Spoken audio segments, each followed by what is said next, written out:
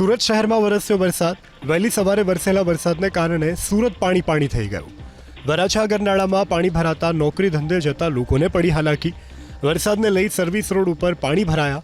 ઉધનાના Navsari road ઉપર વાહનો બંધ પડી જતા ધક્કા મારવા પડ્યા.